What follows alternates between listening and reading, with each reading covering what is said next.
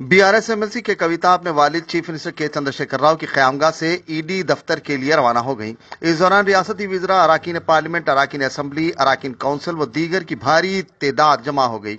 Police ने MLC कविता की car के हमरा दीगर कारों के काफिले को रवानगी की इजाजत नहीं दी।